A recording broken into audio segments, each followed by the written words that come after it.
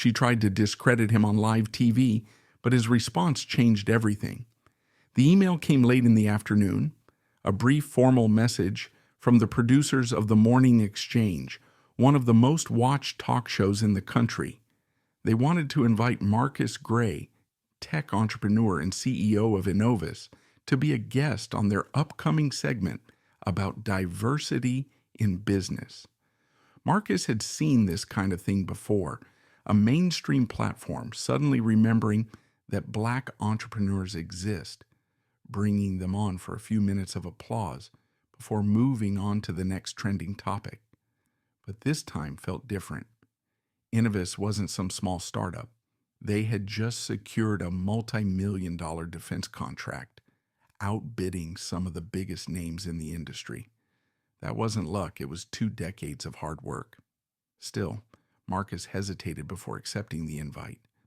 Something didn't sit right. His assistant, Tasha, picked up on his hesitation. "Are you sure you want to do this? You know how these shows are. They love a success story, but they love tearing one down even more." Marcus leaned back in his chair. "I'll handle it. Besides, it's national exposure. Let's see what they have to say." Tasha exhaled and shook her head. "Just don't let them bait you."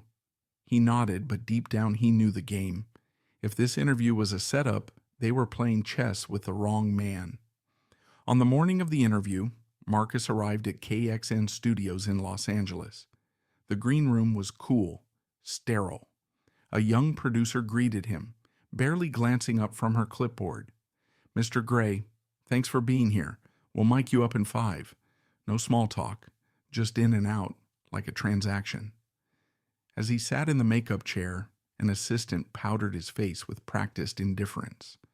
The monitor on the wall showed the live broadcast of the show, a panel segment on celebrity scandals followed by a cooking demo, then a transition card. Coming up next, the black tech boom. Is it talent or special treatment? Marcus clenched his jaw. So, this was the angle. But if they thought they had the upper hand, they were in for a surprise. What he didn't realize yet was just how far they were willing to go. The set of The Morning Exchange was designed to feel warm. Soft blues and golds, a glass coffee table between the host's chair and the guests. Cameras hovered like silent observers, capturing every movement and expression. Marcus adjusted his suit jacket as he took his seat across from Madeline Royce, the show's lead anchor. She was a seasoned journalist known for her tough questions. She smiled, but it didn't reach her eyes. "Marcus Gray," she began, her voice smooth and practiced. "CEO of Innovis, a true American success story." Marcus gave a polite nod. "I appreciate you having me." She leaned in slightly, flipping through her cue cards. "Let's get right into it. Your company recently landed a $200 million government contract, beating out some of the biggest names in tech. That's impressive." Marcus knew how this worked. They build you up first, make it seem like they respect your achievements. He gave a calm response. "It was a long process, but yeah, we put in the work. We developed a security encryption system that outperformed our competitors. Simple as that." Madeline crossed her legs. "Some have called it groundbreaking," she said, letting a subtle pause linger, "but others have raised questions." Marcus didn't flinch. "Questions?" She picked up a card and read aloud. "Some industry experts say Innovis benefited from certain federal diversity incentives, that companies like yours have an edge in these contracts because agencies are trying to diversify their vendors. That perhaps this wasn't just about being the best, but about meeting a quota." Darius smiled inwardly. He had heard this before.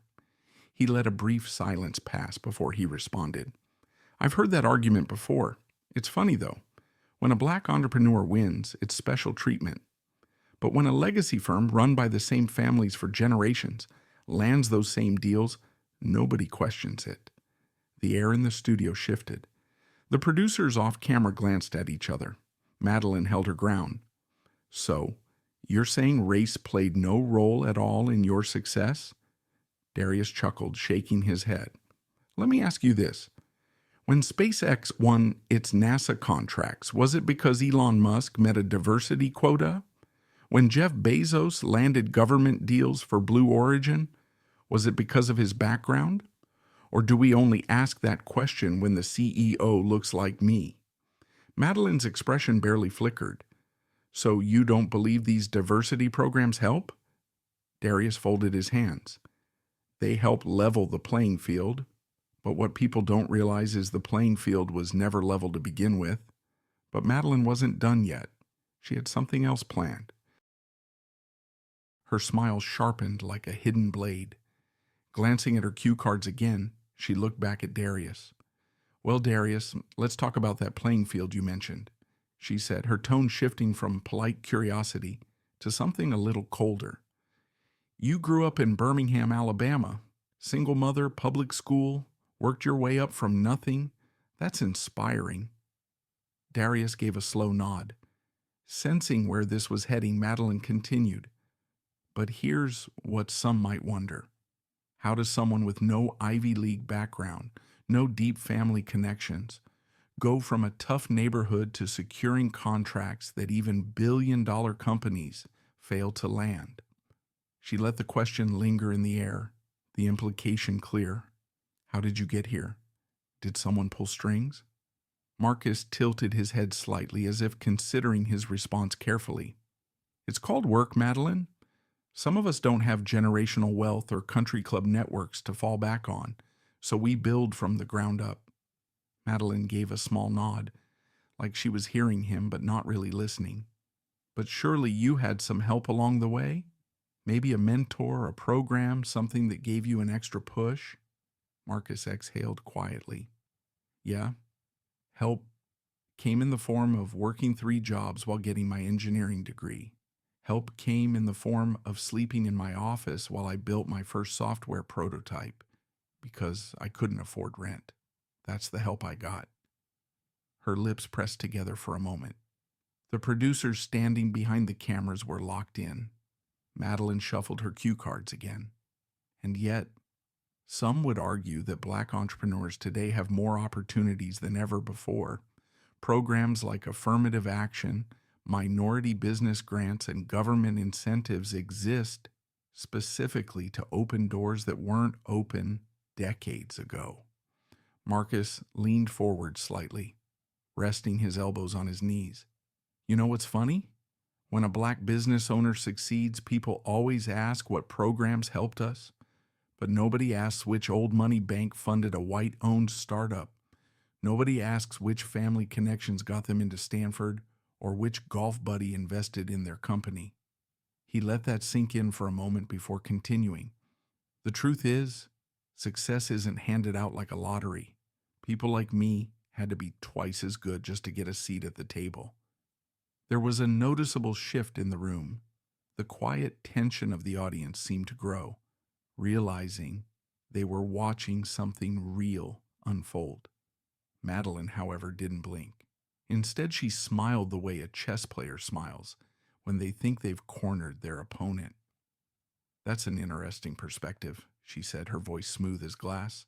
But let's address another factor, perception. She turned slightly toward the cameras. Marcus, you present yourself as a self-made success. But let's talk about the public perception of your story. Some say Black entrepreneurs get an unfair advantage when it comes to media attention, that the narrative of overcoming struggle is more marketable than the thousands of white business owners who work just as hard but don't get the same headlines. Marcus let out a quiet chuckle. Oh, so now we get too much attention? Madeline kept her polished smile, but a slight shift in her posture gave her away. She wasn't expecting him to laugh. You're telling me that in a world where 90% of Fortune 500 CEOs are white men, where major tech funding still overwhelmingly goes to white-owned startups, the real issue is that people like me get too much press? Madeline tucked a loose strand of hair behind her ear. I'm just pointing out that in today's climate, some people feel there's pressure to highlight diversity over pure merit. Marcus exhaled, shaking his head. Merit, right? He glanced briefly at the cameras, then back at her. Let me ask you something, Madeline. Do you really think that if I wasn't exceptional at what I do, I'd be sitting in this chair right now? Her lips parted slightly, but before she could respond, he continued. You think I got here because I played the diversity card? Or do you think I got here despite everything designed to keep me out? The silence in the room was louder than any of her previous questions. But Madeline wasn't done yet. Not yet. She had one last card to play, the one she thought would break him. Madeline took a slow breath, shifting in her seat just enough to make it look casual, but Marcus saw it, a crack in the facade. She glanced at her cue cards again, then set them down. This next part she wanted to deliver directly. Marcus, she said, tilting her head slightly, I think it's fair to say you're passionate about this, and I respect that. But let me ask you something. Marcus gave a slight nod, waiting. Do you think some of this outrage is exaggerated? She paused, letting the words settle. After all, your success story proves that the system isn't as stacked against black entrepreneurs as some claim. The audacity. Marcus could feel the heat creeping up his spine, but he didn't let it show. Instead, he let out a quiet chuckle, shaking his head. You know, he said, his voice measured, it's funny how people love to use one success story as proof that a problem doesn't exist. Madeline's smile stayed put, but something in her eyes flickered. Marcus leaned forward slightly, resting his forearms on his knees. Let me put it this way. If one person climbs out of a burning building, do you point at them and say, see, the fire wasn't that bad? Madeline opened her mouth, hesitated, then closed it. Marcus wasn't done. The fact that I made it doesn't mean the system isn't broken. It just means I had to fight twice as hard to get through it. He let his words settle. Even the studio crew had stopped moving. Madeline adjusted in her seat, reaching for a controlled response. I understand your perspective, but let's talk about another side of this, she said, turning toward the cameras, slightly. Her voice shifted to a neutral tone, like she was preparing for damage control. Some might say your frustration isn't really about race, she continued, that it's about resentment toward larger corporations. After all, you've publicly criticized big tech companies for not hiring more diverse executives. Marcus tilted his head. Resentment? Number accountability? Absolutely. Madeline pressed her lips together for a moment. Then what do you say to those who believe that in today's economy, success is based on hard work, not race? Marcus exhaled through his nose and locked eyes with her. This was it, the moment where he would speak the truth. That people love to believe in fairy tales when they're the ones benefiting from them, he said. A ripple of silence washed over the set, the kind of silence that sticks. But let's be real, he continued, his voice steady. Black entrepreneurs still get denied loans at twice the rate of white business owners. We still receive less than 2% of venture capital funding. And even when we prove ourselves, we still get asked whether we deserved our success. Madeline sat still, listening but not necessarily hearing. So let's stop pretending the system isn't rigged, Marcus said, his voice calm but firm. It is, and the only people who don't see it are the ones it works for. Silence. Pure silence. The producers didn't cut to commercial. The control room didn't intervene. This was raw. Madeline shifted slightly, finally looking uncomfortable. She opened her mouth to speak, but Marcus wasn't finished, because this was the moment that would send shockwaves across the country. Madeline cleared her throat, glancing briefly at the off-camera producers. But there was no rescue coming. She had walked into this, and now she had to sit in it. Marcus adjusted his watch, letting the silence linger just long enough to make people squirm. Then he leaned back in his chair, exhaling. You know what the real problem is? He said, his voice quieter now, but somehow heavier. Madeline hesitated. What? Marcus didn't blink. The bar isn't in the same place for everyone. She shifted slightly, meaning, Marcus said, a mediocre white man can fail upwards in this country, but a brilliant black man has to jump through flaming hoops just to get a shot. A producer off camera cursed under their breath. They knew this was going viral. Marcus kept going. A white CEO can run a company into the ground, bankrupt it, lay off thousands of employees, and somehow get hired somewhere else. Meanwhile, a black CEO has one bad quarter, and suddenly, it's proof that we weren't ready for leadership. Madeline opened her mouth to respond, but he wasn't done. And the best part? Marcus chuckled dryly. When we actually make it, people like you sit across from us and ask if we got here because of some special advantage. Silence. Madeline's jaw tightened. It was subtle, but the camera caught it. Marcus leaned forward just slightly, not aggressive, just firm, just final. You wanted to talk about fairness? He let out a soft, bitter chuckle. Then let's start by telling the truth. Another silence, but this one was different. It wasn't discomfort anymore. It was impact. Madeline's expression had shifted. It wasn't just the audience watching Marcus now. It was the entire country. Then the moment Marcus turned slightly, looking straight into the camera.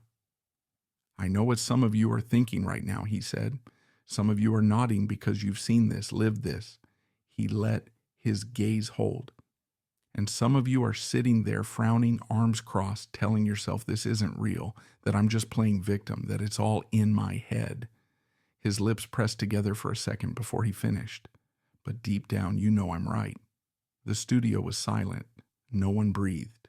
And then, all right, we need to take a quick break. The producer's voice crackled over the speakers.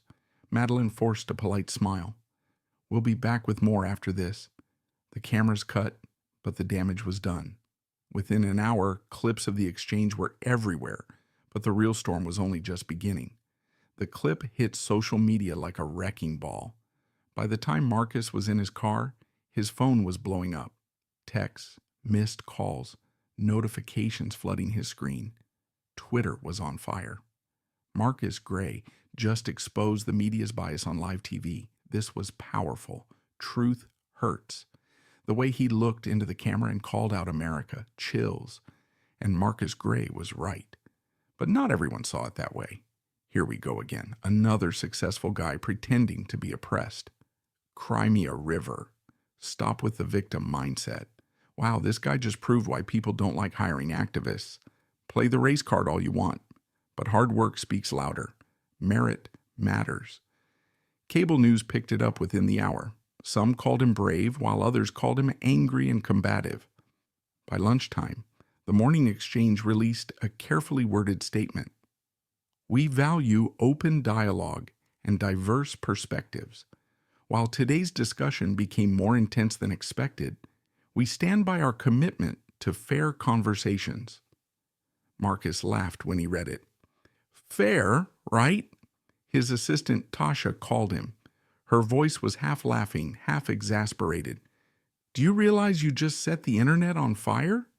Marcus rubbed his temple. Wasn't exactly my plan. Well, congrats, Tasha said. You just became the most talked about entrepreneur in America. He didn't respond. He knew what came next because viral moments don't stay just moments. They become battlegrounds. And the next 48 hours were about to get messy. But this wasn't just about him anymore. By the next morning, the story had exploded beyond social media. Cable news anchors debated it on live television. Opinion pieces flooded every major publication. Everyone had an angle. Fox News. Is Marcus Gray the new face of corporate entitlement? CNN. Marcus Gray's viral moment. A reckoning for America's meritocracy. Business Insider. What Marcus Gray's interview reveals about race and success in America. Meanwhile, Madeline Royce was in damage control mode. On her show the next morning, she gave a carefully rehearsed response. I respect Mr. Gray and his accomplishments, but I stand by my questions. My job as a journalist is to ask what the audience is thinking. If my questions were uncomfortable, that only proves how necessary they were. Translation. She wasn't backing down. Marcus watched from his office, shaking his head. Tasha sat across from him, scrolling through emails. "You know," she said, "we just got a flood of new investor inquiries. People want to work with us." Marcus smirked. "Let me guess. Same people who ignored us last year?" Tasha shrugged. "Guess being controversial is good for business." But it wasn't all positive. Some clients pulled out. A major corporate partner suddenly decided to reevaluate their commitments. And then came the death threats, emails, phone calls, even an unmarked package left outside Innovis headquarters. Inside it, nothing but a single sheet of paper with one word written in bold enough to be seen from across the room. Tasha frowned as she read the message. "You need security." Marcus let out a slow breath, rubbing his temples. He knew this would come. Any time a black man speaks too boldly, too unapologetically, this is the cost. But backing down was never an option. And now he had a decision to make. Would he let the backlash silence him? Or was this just the beginning of something bigger? Marcus sat in his office, staring at the city skyline through the floor-to-ceiling windows. The past 72 hours had been a whirlwind. Praise, backlash, threats, opportunities. He thought about his younger self, the kid from Birmingham who had to fight for every inch of success, the one who watched doors shut in his face while others walked through without knocking. And now, here he was at the center of a national debate he never asked for, but one he couldn't ignore. Tasha entered, her expression unreadable. "We just got an offer." Marcus raised an eyebrow. "From who?" She set a folder on his desk. "A network. They want you to do a televised special, a one-on-one deep dive about race, business, and the system." Marcus exhaled. "So now they want to listen." Tasha smirked. "Seems like it." Then after a beat, she asked, "What do you want to do?" He leaned back in his chair. He could walk away, let the noise die down, and get back to business. Or he could use this moment, not for clout, not for attention, but to say the things no one wanted to hear. Marcus picked up the folder, flipping through the proposal. Then he set it down. He looked at Tasha. "Tell them I'll do it." Her eyes widened slightly. "You sure?" He nodded. "Yeah, but on my terms.